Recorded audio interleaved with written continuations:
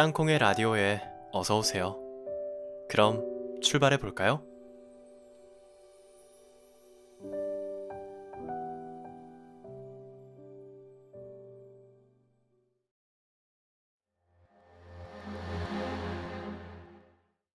세계대전이 끝나고 모두가 피해 복구를 위해 전전긍긍하던 때, 조금 떨어진 곳에서 새로운 세력이 기지개를 켜고 있었어요.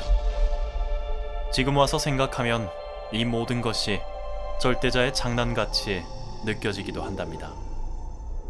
어떻게 해서 그 노인이 환영의 도시를 손에 넣을 수 있었는지 말이에요. 전쟁이 막바지로 치닫을 때쯤, 그리스에서 길거리 인형극을 하며 살던 노인이 그림 하나를 발견했어요.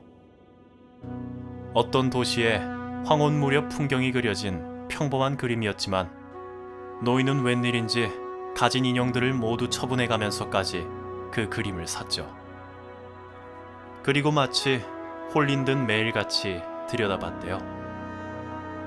그렇게 그림에만 빠져있던 노인은 어느 날 자신이 젊은 시절 못지않은 건강을 되찾았다는 사실을 깨달았어요.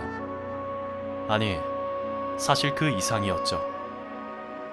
그래요, 그림 속의 도시는 바로 누구도 찾을 수 없었던 전설 속 세 번째 환영의 도시 칸도르.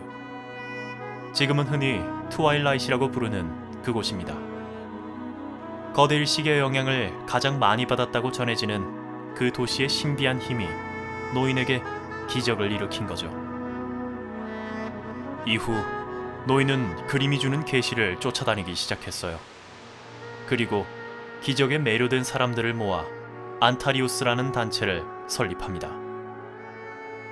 처음엔 그저 사이비 종교 집단 정도의 취급을 받던 이 세력은 곧 능력자 세계에서 엄청난 파란을 일으키게 되지만, 그 이야기는 잠시 후에 하도록 하죠. 아참, 노인은 그림 속의 아름다운 여인의 형체가 돌아다니는 걸 봤다는 이야기를 자주 했다던데, 그가 말한 여인은 아마 트리비아였을 거예요. 그림자를 이용하는 특유의 능력 덕에 액자 속의 도시로 들어가는 방법을 최초로 깨달은 것도, 시간이 멎은 듯한 이 공간을 트와일라이트라고 부르기 시작한 것도 트리비아였으니까요. 아마 트리비아도 자신만의 공간이라 생각했던 트와일라이트이 지금처럼 쓰이게 될 줄은 몰랐겠지만 말이에요. 이제 다시 회사와 연합의 이야기로 돌아갈까요? 세계전쟁의 상흔 속에서도 회사와 연합은 성장을 멈추지 않았어요. 아니, 오히려 더 속도가 붙었죠. 각국 정부의 공인하에 전후 처리에 관여하면서 사업을 확장해가던 회사는 스페인 황실의 직속 기관인 아틀라티코 드라군에 소속된 용기사들이 합류하면서 더욱 막강한 힘을 얻게 되었답니다.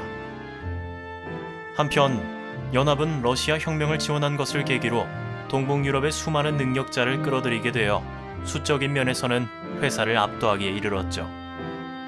또한 아일랜드에서 500여 년간 군림하던 전투 집단 흑기사를 흑염 혼자 찾아가 무력으로 복속시키기도 했어요. 이 사건은 지하연합의 역사상 가장 중요한 사건 중 하나죠.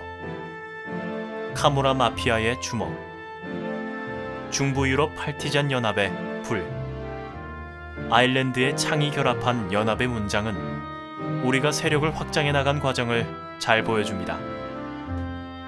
아일랜드에서 얻게 된 또 한 가지 수확이라면 휴톤이라는 에이스 능력자를 얻었다는 걸 꼽을 수 있겠죠. 혹시 휴톤을 만나보셨나요? 그는 분명 누구보다 강력한 힘을 가지고 있지만 그의 진짜 장점은 그 자신에게 있답니다.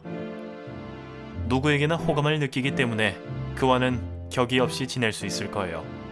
지금은 비록 저속한 오해를 받고 있지만. 덩치는 점점 커졌지만 전쟁의 후유증으로 경제적인 압박에 시달리던 두 세력은 일거리를 확보하기 위해 서로의 영역을 침범하는 일을 피할 수 없게 되었죠. 결국 전쟁이 시작되었습니다. 싸움의 시작은 벨기에 북부의 안트베르펜, 그러니까 앤트워프였지만 곧 전 유럽이 싸움의 무대가 되었어요.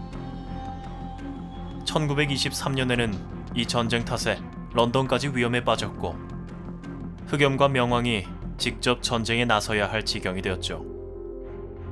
전쟁은 요정의 숲으로 불리던 노르웨이의 엘윈 숲을 모두 불태우고 앤트워프를 반파한 끝에 연합의 패배로 끝났어요.